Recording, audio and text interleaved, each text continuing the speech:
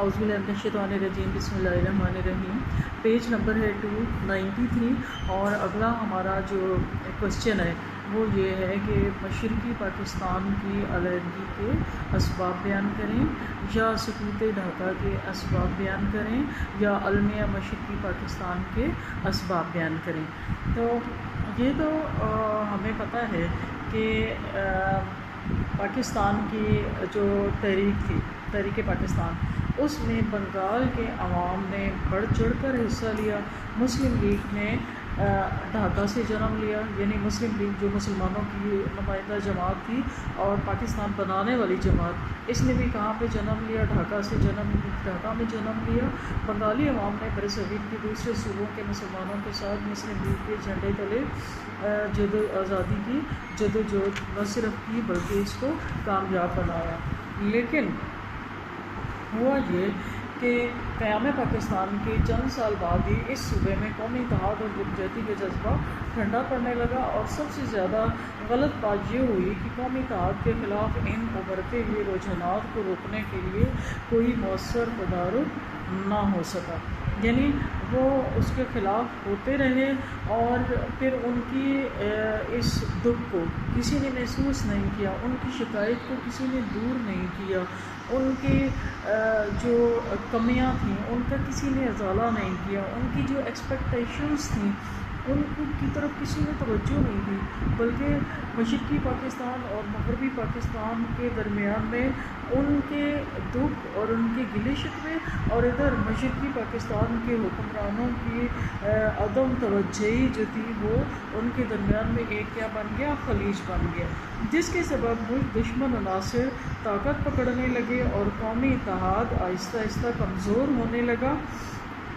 اور مشرقی پاکستان ہوا، اور پھر یہ ہوا کہ قیام پاکستان کے صرف 24 برس کے بعد مشرقی پاکستان جو تھا وہ الگ ہو گیا اور بنگلہ دیش کی شکل میں دنیا کے نقشے پر ابھر آیا۔ تو اس کے کیا وجوہات تھیں، اس کے کیا اسباب تھے، وہ ہم دیکھتے ہیں ہمارے آج کے لیکچر میں۔ سب سے پہلی وجہ ہے جی بنگالی قومیت کا پرچار۔ تو مشرقی پنجاب میں 14% ہندو آبادی تھی، لیکن وہ صوبے کی 80% دولت پر قابض تھی۔ مشرقی پاکستان کی 95% تعلیمی ادارے جو تھے وہ ہندوؤں کی ملکیت ہے، اور کیونکہ وہ ان کی ملکیت ہے تو زیادہ تر جو وہاں پر ٹیچرز تھے وہ بھی ہندو تھے، اور حیرت کی بات یہ ہے کہ ہندو ہی وہاں پر اسلامیات کا سبجیکٹ بھی پڑھا رہے تھے، لہٰذا انہیں ایک اچھا خاصا موقع ملا ہوا تھا کہ وہ بنگالی جن کے اندر پاکستان کے ساتھ محبت اور اپنے دین اسلام کے ساتھ محبت کود کر بھری ہوئی تھی، انہوں نے ان کے آنے والی نسلوں کو اپنے اس نظریاتی جو ان کا اساس تھی اس سے دور کرنے کی کوشش کی، اور ان بچوں کو اپنی تعلیم کے ذریعے آہستہ آہستہ ان کے نظریات سے اور ان کے دین سے دور کرتے رہے، اور ان کے دلوں میں نہ صرف پاکستان، اسلام، پاکستان اور ان کے اپنوں کی، مسلمانوں کے بارے میں نفرت تھوڑی کر کے ڈالتے رہے۔ اور یہ ہوا کہ تمام تر جو کالجز تھے اور یونیورسٹیز تھیں، کیونکہ وہاں پر پرنسپلز، ایون ٹیچرز وہاں پہ جو تھے وہ ہندو تھے، اور ینگ جنریشن کے اوپر جتنا اثر یا جتنا افیکٹ ان کے ٹیچرز کا ہوتا ہے اتنا میرے خیال میں پیرنٹس کا بھی نہیں ہوتا۔ تو انہیں پھر خوب موقع ملا اور انہوں نے بنگالی قومیت کو ہوا دی، اور زبان کے مسئلے پر مشرقی بنگال کے مسلمان نوجوانوں کو خوب اکسایا۔ انہوں نے اسکول کے بچوں کے ذہنوں میں پاکستان کے منافی تصورات بٹھانے شروع کر دیے۔ جب ان اساتذہ کے پڑھائے ہوئے بچے بڑے ہوئے تو ان میں سے اکثر کو پاکستان اور نظریہ پاکستان سے اتنا لگاؤ اور وابستگی نہ تھی جتنی ان کے بڑوں اور بزرگوں کی تھی۔ اگلا پوائنٹ ہے جی بنگالی سیاستدانوں کا پروپیگنڈا، کہ قیام پاکستان کے وقت مشرقی بنگال جو بعد میں مشرقی پاکستان کہلایا، اس کی حالت بڑی خراب تھی، اس کی بہتری کے لیے کبھی کوئی اقدام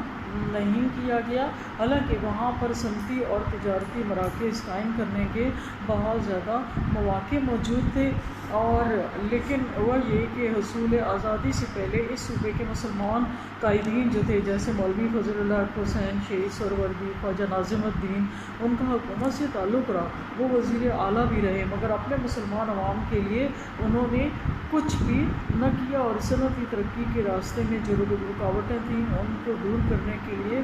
کسی طرح سے کوئی کوشش نہ کی۔ اور قیام پاکستان کے بعد وہاں جو باہر سے آئے ہوئے صنعت کار اور تاجر تھے ان کے خلاف ایک ذہنی دیوار کھڑی کی گئی، اور مشرقی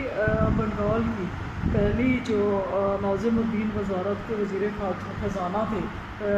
حمید الحق چودھری، انہوں نے صنعتی ترقی کے راستے میں انہوں نے بھی رکاوٹیں ڈالی۔ وہ نہیں چاہتے تھے کہ باہر کا کوئی مسلمان اس صوبے میں آ کر کارخانے لگائے، اگرچہ وہ وہاں کارخانہ لگانا آسان کام نہ تھا، کیونکہ وہاں پہ بجلی نہیں تھی، ذرائع آمد و رفت نہیں تھے، اور اس تک پہنچنا بھی بہت دشوار گزار تھا۔ یہ لوگ ایسے مسلمان صنعت کاروں کو تبدیل کرتے جو باہر سے آ کر وہاں سرمایہ کاری کرنا چاہتے تھے، اور ان مسلمانوں میں سے کچھ تو تبدیل ہو کر واپس ہندوستان چلے گئے اور کچھ مغربی پاکستان میں آ گئے۔ اس کا نتیجہ یہ ہوا کہ وہاں صنعت کاروں اور سرمایہ کا جو آنا تھا وہ رک گیا، اور خود بنگالی اس قابل نہ تھے کہ وہ کچھ کرتے۔ پھر یہ ہوا کہ مشرقی پاکستان کے قائدین کے لیے دو راستے تھے، ایک یہ کہ وہ ایمانداری سے کام لیتے اور اپنی خامیوں کو دور کرنے کی کوشش کرتے، جو کہ انہوں نے کیا نہیں۔ حالانکہ وہ یہ کام کرتے تو وہ جو مشرقی صوبہ تھا وہ مغربی صوبے سے زیادہ صنعت کے اعتبار سے ترقی کر سکتا تھا، لیکن ان قائدین نے صرف اور صرف کیا کیا کہ وہاں کے طلباء کو لوگوں کے خلاف، مغربی پاکستان کے خلاف اکسایا اور سے نعرے بازی کروائی، کیونکہ ان کا مقصد جسٹ اور صرف اقتدار حاصل کرنا اور اپنے اقتدار کو بچانا تھا، ملک کی ترقی وہ چاہے ملک کو بانٹ کر یا ملک کو گنوا کر ہی کیوں نہ ہو۔ تو یہی وجہ تھی کہ پھر انہوں نے ملک کی ترقی کے لیے تو کوئی کام نہ کیا، البتہ ملک کے حصے بکھرے کر دیے۔ اگلا پوائنٹ ہے جی ہمارا مشرقی پاکستان میں سیلابوں کی تباہ کاری۔ مشرقی پاکستان میں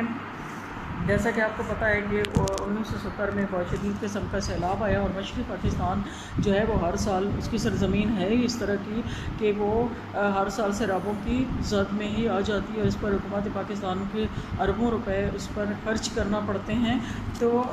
اس کے باوجود ہندو کمیونسٹ اور پاکستان دشمن عناصر غلط پروپیگنڈا کر کے مشرقی پاکستان کو برابر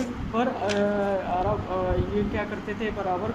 کراتے رہے، ان کو یقین دلاتے رہے کہ حکومت سیلابوں کی روک تھام اور سیلاب زدگان کی امداد کے لیے کوئی ٹھوس اقدام نہیں کر رہی، یعنی حکومت کے خلاف لوگوں کو کرتے رہے جو ملک دشمن عناصر تھے۔ مشرقی پاکستان کے علاوہ مغربی پاکستان میں بھی اور مشرقی پاکستان میں تو انہیں موقع ہی ایسے پرووائڈ کیے گئے کہ سیلاب کا آنا اللہ تعالیٰ کی طرف سے ہوتا ہے، حکومت کی طرف سے جتنے اقدامات وہ کر سکتے تھے اتنے کیے گئے، لیکن ملک دشمن عناصر نے ان کے بنگالیوں کے ذہن میں یہ بات ڈالی کہ حکومت ان کے لیے کچھ نہیں کر رہی۔ اگلا ہے جی بنگلہ زبان کی تحریک۔ قومی تعصب زبان کی آڑ میں بڑی تیزی سے پروان چڑھتا ہے۔ تحریک پاکستان میں اردو نے قومی زبان کا کردار ادا کیا تھا، یہ وجہ تھی کہ قیام پاکستان کے بعد اردو کو قومی زبان قرار دیا گیا، اور مشرقی پاکستان میں اردو بولنے والوں کی تعداد بہاری مسلمانوں پر مشتمل تھی، جو آٹے میں نمک کے برابر بھی نہ تھے۔ چنانچہ پاکستان مخالف قوتوں نے زبان کے مسئلے کو خوب اچھالا، اور بنگالیوں نے بنگلہ زبان کو قومی زبان کا درجہ دینے کے لیے ہر روز تحریک چلائی، جس کی وجہ سے بھی بہت زیادہ فسادات شروع ہوئے، اور یہ فسادات جو ہیں وہ ان کا نتیجہ آخر میں مشرقی پاکستان کی علیحدگی اور سقوط ڈھاکہ کا سبب بنا۔ اس کے بعد اگلا پوائنٹ ہے جی مسلم لیگ کی قیادت کی نااہلی۔ مسلم لیگ پاکستان کی بانی جماعت تھی، اور یہ وہ جماعت تھی کہ جس نے مسلمانوں کے دلوں میں اپنا وطن حاصل کرنے کے لیے نہ صرف جذبہ پیدا کیا بلکہ وہ وطن حاصل کر کے چھوڑا، لیکن جب اس کو چلانے والے بڑے بڑے قائدین، قائد اعظم محمد علی جناح اور علامہ اقبال جیسے قائدین اس دنیا سے رخصت ہو گئے، تو اب یہ جماعت بھی جو تھی وہ اس کے اندر بھی ایک طرح کی اقتدار کی دوڑیں لگ گئیں، اور وہ اب وہ قائدین نہیں رہے تھے، بلکہ وہ صرف حکومت، ان کا ہر کام صرف حکومت حاصل کرنا اور اپنا اقتدار بچانا رہ گیا۔ تو یہ وجہ بھی جو تھی مسلم لیگ پھر اس طرح کی مسلم لیگ کے اس طرح کے قائدین کہ جن کا مقصد صرف اپنے اقتدار کو بچانا تھا، ان کو جب عوام نے دیکھا مشرقی پاکستان کے، تو وہ نہ صرف مسلم لیگ سے بلکہ پورے کے پورے پاکستان سے بددل ہو کر رہ گئے، اور انہوں نے کہا کہ بہتر یہی ہے کہ ہم اپنا ملک الگ بناتے ہیں۔ اس کے بعد اگلا ہے جی مشرقی پاکستان کی منفی سیاست۔ حکومت پاکستان بنگالیوں کے اقتدار میں شراکت کا احساس دلانے میں ناکام رہی۔ بلا شبہ مشرقی پاکستان کی آبادی مغربی پاکستان سے زیادہ تھی، اور پاکستان کی قومی اسمبلی میں ابتدا میں مشرقی پاکستان کے ارکان کی اکثریت تھی، لیکن یہ ایک علاقائی اکثریت تھی جو ملک کے دوسرے بازو سے 1000 میل دور واقع تھا۔ تو مشرقی بازو کے عوام کو اقتدار میں عدم شراکت کا پہلی بار احساس اس وقت ہوا جب اپریل 1953 میں خواجہ ناظم الدین کو برطرف کر دیا گیا اور ان کی جگہ محمد علی بوگرا کو وزیر اعظم بنایا گیا۔ ٹھیک ہے، تو اگرچہ دستور کی روح سے، دستور میں جو بات کہی گئی تھی اس کی روح سے گورنر جنرل مغربی پاکستان کا ہو تو وزیر اعظم کا مشرقی پاکستان سے ہونا ضروری تھا۔ مسلم لیگ اور عوامی لیگ نے حسین شہید سہروردی کو نیا وزیر اعظم بنانا تھا، لیکن سکندر مرزا نے چودھری محمد علی کو وزیر اعظم مقرر کر دیا، جس کا تعلق مغربی پاکستان سے تھا۔ تو یہ چیز بھی جو تھی وہ اس سے بھی مشرقی پاکستان کے عوام کے دلوں میں مغربی پاکستان کے لیے نیز جو پاکستان کے حکمران تھے ان کے لیے نفرت پیدا ہوئی، جو بعد میں مشرقی پاکستان کی علیحدگی کا سبب بنی۔ اس کے بعد اگلا ہے جی دستور سازی میں تاخیر۔ ہونا یہ تھا کہ جیسے یہ پاکستان بنا تھا، شروع میں یہ کہا گیا تھا کہ گورنمنٹ آف انڈیا ایکٹ 1935 میں تھوڑی سی ترمیم کر کے یہ آئین نافذ کر دیا جائے گا اور پھر جلد ہی پاکستان کا اپنا آئین بنا لیا جائے گا، لیکن پھر کیا ہوا کہ پاکستان کا جو آئین تھا وہ تیار کرنے میں 9 برس کا عرصہ لگ گیا، اور عوامی لیگ نے، لیکن جب بن گیا تو اس پر عوامی لیگ نے دستخط نہیں کیے۔ حسین شہید سہروردی نے وزیر اعظم کا عہدہ سنبھالنے کے بعد کہا کہ اس دستور نے مشرقی پاکستان کے 98% مطالبات پورے کر دیے ہیں، اس آئین کو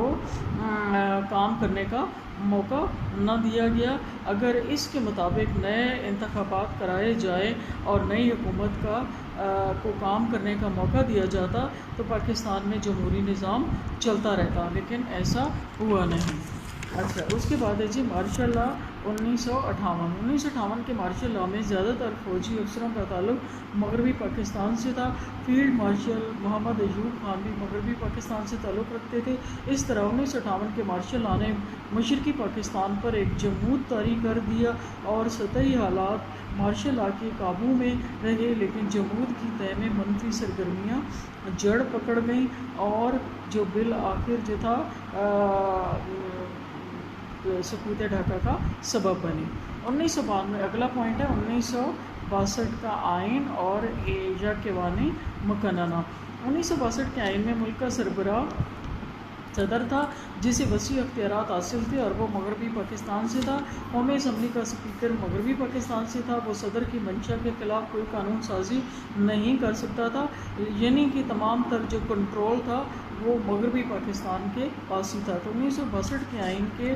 نے تمام اختیارات صدر کی ذات میں یکجا کر دیے تھے، اور مشرقی پاکستان کے عوام نے اس صدر کی بجائے ملک کے مغربی حصے کو قصوروار ٹھہرایا۔ نفرتوں اور قدورتوں اور مارشل لائی ہتھ کنڈوں نے دو بھائیوں کو ایک دوسرے کا دشمن بنا دیا اور بالآخر ایک جو تھا وہ کٹ کر بنگلہ دیش بن گیا۔ اگلا پوائنٹ ہے جی ہمارا صدارتی طرز حکومت۔ صدارتی طرز حکومت نے سیاستدانوں کے اقتدار میں آنے کا راستہ روک دیا۔ صدر ایوب خان نے ملک میں بنیادی جمہوریتوں کا جو نظام رائج کیا اس نے بھی سیاستدانوں کی رہی صحیح جو امید تھی اس پر پانی پھیر دیا، کیونکہ یہ جو تھا وہ لوکل لیول پر لوگوں کو دبا کر رکھتے تھے اور جو وہ چاہتے تھے وہ ان سے منوا لیتے تھے، لہٰذا لوگوں کے جو دلوں کی باتیں ہیں وہ باہر نہیں نکل سکتی تھیں اور وہ اندر اندر ہی ایک لاوے کی حیثیت میں پکتی رہیں، اور بالآخر کیا ہوا کہ ان کے دلوں میں نفرت پیدا ہو گئی مغربی پاکستان سے، اور وہ آخر میں کٹ کر الگ ہو گئے۔ اگلا پوائنٹ ہے جی بالواسطہ طریقہ انتخاب۔ بنیادی جمہوریتوں کے ذریعے ملک کے دونوں حصوں میں 80,000 ارکان کا انتخاب عمل میں آیا تھا، یعنی 40,000 ایک حصے میں اور 40,000 دوسرے میں۔ ان ارکان نے صدر پاکستان اور قومی اسمبلی کے ارکان کا چناؤ کرنا تھا۔ اس جمہوریت سے عوام اور تعلیم یافتہ طبقہ جو تھا وہ لا تعلق اور سیاسی شعور رکھنے والے عناصر غیر مطمئن تھے۔ اسی غیر جمہوری نظام نے مشرقی پاکستان میں غیر جمہوری رویوں کو پروان چڑھایا اور جو نفرتوں کا سبب بنا اور بالآخر مشرقی پاکستان کی علیحدگی پر ختم ہوا۔ اگلا پوائنٹ ہے مرکز کی صوبوں پر ضرورت سے زیادہ گرفت۔ 1962 کا آئین بنیادی طور پر وفاقی نظام کا علمبردار تھا، جس میں تمام تر اختیارات وفاقی حکومت کے پاس تھی، اور صوبے جو تھے وہ مرکزی حکومت کے بالکل زیر اثر تھے۔ جو وہاں سے کہا جاتا تھا وہ انہوں نے ہر صورت پورا کرنا ہوتا تھا، اور صوبوں کے جو گورنر تھے ان کے جو عہدے تھے وہ بھی صدر کے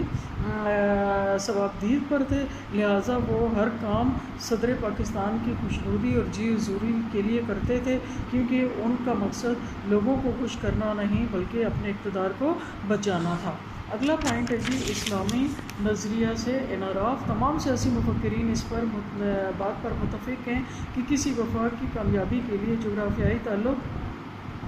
مشترکہ سیاسی مفادات، زبان، مذہب، اقتصادی مقاصد اور سب سے اہم وفاقی اکائیوں کے درمیان اتحاد کی خواہش کا موجود ہونا بہت ضروری ہوتا ہے۔ قیام پاکستان کے وقت سیاسی مقاصد اور خوش اتحاد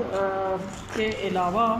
دوسرے ضروری عناصر موجود تھے۔ پاکستان کا مطالبہ اسلام کے نام پر کیا گیا تھا اور وہ یہی رشتہ اس کو متحد رکھ سکتا تھا۔ مخالف عناصر اس بات سے آگاہ تھے کہ دونوں بازوؤں کے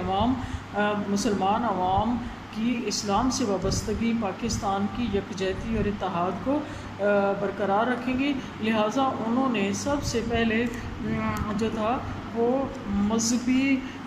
جو منافرت ہے اس کو ہوا دی، اور مذہبی جذبات کی جگہ علاقائی مفادات کو وہاں پر اس کا بیج بویا، اور لوگ جو تھے وہ اپنے مذہب کو چھوڑ کر اپنے جو تھا وہ صوبائی اور علاقائی وابستگی کے احساس انہوں نے اپنے دلوں میں پالا، جس نے بالآخر عوام کو اندھا کر دیا۔ اس لیے یہ کہنا بالکل ٹھیک ہے کہ مسلمانوں نے پاکستان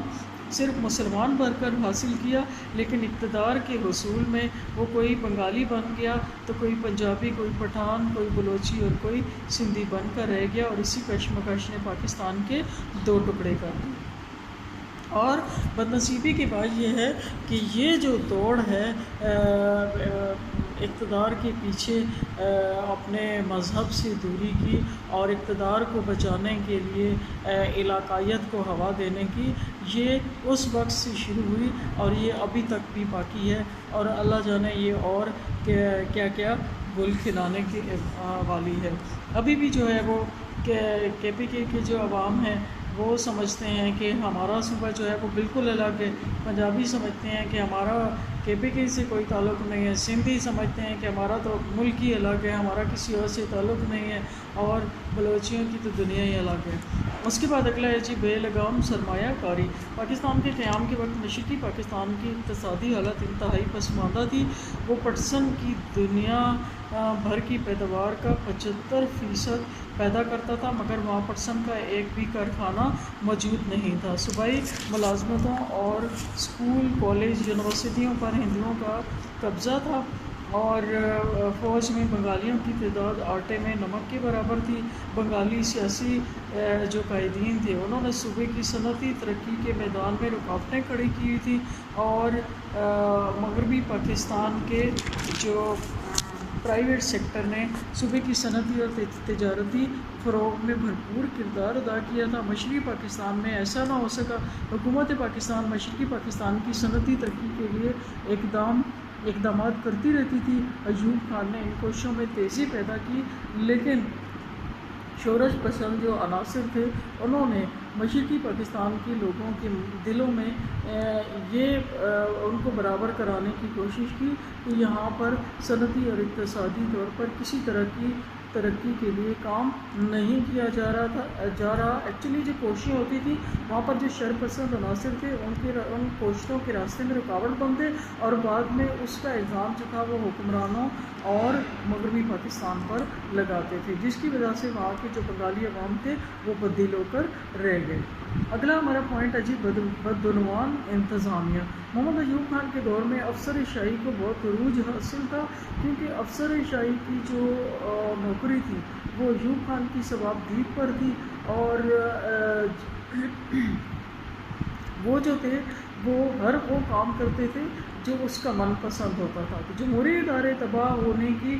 وجہ سے انتظامیہ کا محاسبہ کرنے والا کوئی نہ رہا، انتظامیہ بدعنوان ہو کر منمانی کارروائیوں میں مصروف ہو گئی، جس کی وجہ سے ملک میں رشوت، اقربا پروری اور سفارش اتنی عام ہو گئی کہ عوام میں مایوسی اور بے چینی پھیل گئی، اور ملک کے دونوں بازو مہنگائی، اسمگلنگ اور ذخیرہ اندوزی کا ذمہ دار ایک دوسرے کو قرار دینے لگے۔ اس طرح غلط فہمیوں نے ایک دوسرے سے جدا کر کے چھوڑا ملک کے دونوں حصوں کو۔ اگلا پوائنٹ ہے جی دارالحکومت کی تبدیلی۔ قیام پاکستان کے وقت پاکستان کا جو دارالخلافہ ہے وہ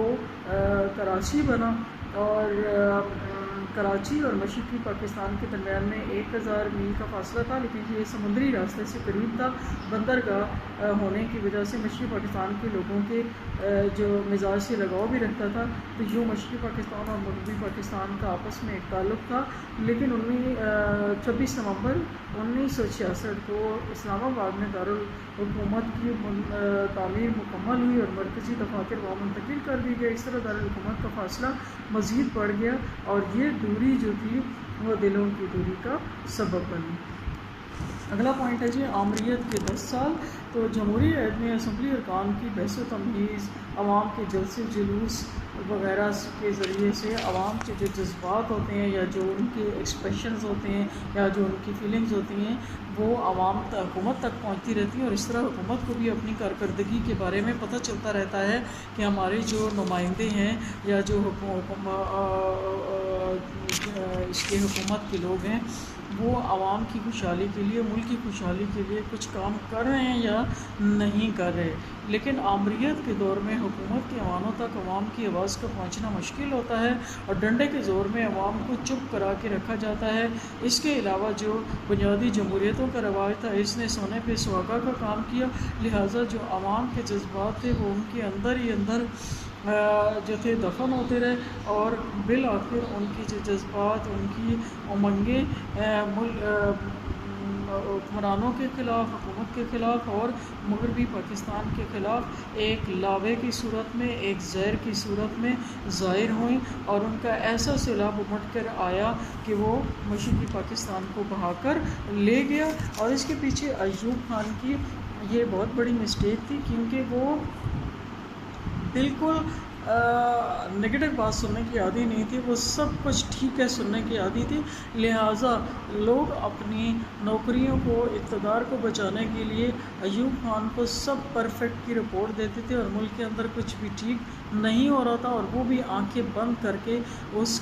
پر یقین کر لیتے تھے۔ یعنی حالانکہ وہ ایک بہت اچھے حکمران تھے، بہت اچھے پولیٹیکل پرسن تھے، اور انہوں نے بہت اچھے اقدامات بھی کیے، لیکن یہ ان کا سب سے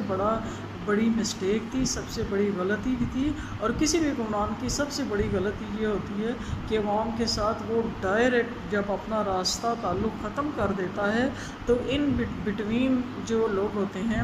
دونوں کے درمیان میں وہ دونوں طرف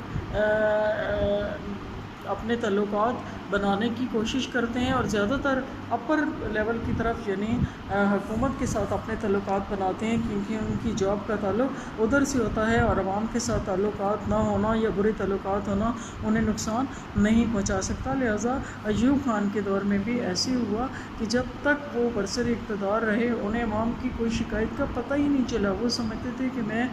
جیسا سوچتا ہوں، جیسا کر رہا ہوں، تو یہ میرے فیلنگز، یہ میرے جو اقدامات ہیں یہ عوام تک اسی طرح سے ہو رہے ہیں، اور میرے خلاف عوام کو کسی طرح کا کوئی گلہ شکوہ نہیں ہے۔ لیکن ان کو بعد میں پتہ چلا، اور اس سلسلے میں کافی زیادہ سٹوریز بھی نظر آتی ہیں کہ ایک کہانی اس نے میں پڑھ رہی تھی کہیں پہ کہ ایک دفعہ ان کے گھر میں بچے کو کھیل رہے تھے، ان کے گھر کا اپنا بچہ کھیل رہا تھا اور وہ ساتھ میں نعرے بازی کر رہا تھا، اور ایسی کوئی پتلا سے اس نے بنا کے رکھا ہوا تھا اور اس کے اوپر ہاتھ مار مار کے تو وہ کہہ رہا تھا کہ ایوب کتا ہائے ہائے، ایوب کتا ہائے ہائے۔ جب وہ باہر نکلے اور انہوں نے یہ بات سنی تو انہیں ایک دم سے پتہ چل گیا کہ یہ اس بچے کی زبان نہیں ہے، بلکہ اس کے پیچھے تو کوئی پبلک کی رائے، وہ تھے بہت عقل مند قسم کے۔ اور اس وقت اسی طرح کے ایک دو چار اور واقعات ہوئے تو ایوب خان نے پھر اسی وقت فیصلہ کر دیا کہ اب میں نے اقتدار میں نہیں رہنا۔ اچھا، اس کے بعد اگلا پوائنٹ ہے جی، بھارت کی پاکستان دشمن ذہنیت۔ آپ کو پتہ ہے کہ ہندو کی تنگ نظری اور تعصب کی وجہ سے برِ صغیر کے مسلمانوں کو پاکستان کے لیے سرگرم عمل ہونا پڑا، اور قائد اعظم جیسے قائدین نے جب دیکھا کہ ہندو جو ہیں وہ جب متحدہ ہندوستان کی آزادی کے لیے نعرہ لگاتے ہیں تو ان کا مقصد جو ہے آزاد ہندوستان کی جب نعرہ لگاتے ہیں تو اس سے ان کا مقصد ہندوؤں کا ہندوستان ہے، اور جہاں تک مسلمانوں کا تعلق ہے تو ان کا اس میں کوئی حصہ نہیں، لہٰذا انہوں نے یہ کوشش کی کہ ہندوؤں کے لیے الگ وطن ہو اور مسلمانوں کے لیے الگ وطن ہو، کیونکہ ہندوؤں کو کسی طور پر بھی قابل قبول نہیں تھا، اور انہوں نے آخری وقت تک یہ کوشش کی کہ پاکستان جو ہے وہ کبھی بن نہ سکے۔ لیکن پاکستان تو اللہ تعالیٰ کا حکم تھا، وہ بن گیا، لیکن جب بن گیا تو انہوں نے اپنے دل میں یہ تہیہ کر لیا کہ اب ہم نے پاکستان کے خلاف اپنے اقدامات جو ہے وہ کرتے رہنا ہے۔ یہ بن تو گیا ہے لیکن اس کو جو ہے وہ اس بنے ہوئے پاکستان کو کبھی اس کے عوام کو سکھ چین سے رہنے نہیں دینا۔ تو دوسری بات یہ تھی کہ اس کو بنانے والے جب اس دنیا سے اٹھ گئے تو پھر انہیں اور زیادہ موقع مل گیا، اور انہوں نے ڈائریکٹ طریقے سے نقصان پہنچانے کی بجائے انڈائریکٹ وے اختیار کیا، یعنی بلا واسطہ طریقے سے انہوں نے نقصان پہنچایا۔ اور اس کی وہ کیا طریقہ اختیار کیا کہ ملک کے اندر ہی کچھ اپنے دوست پیدا کر لیے جو اپنے ملک کے غدار نکلے، اور ان غداروں کے ذریعے انہوں نے پاکستان کو نقصان پہنچایا، اور بالآخر مشرقی پاکستان اور مغربی پاکستان جو ہے وہ الگ الگ ہو کر رہ گئے، اور ان غداروں میں شیخ مجیب الرحمان جیسے لوگ جو تھے وہ سرِ فہرست ہیں۔ یہاں تک کافی ہے۔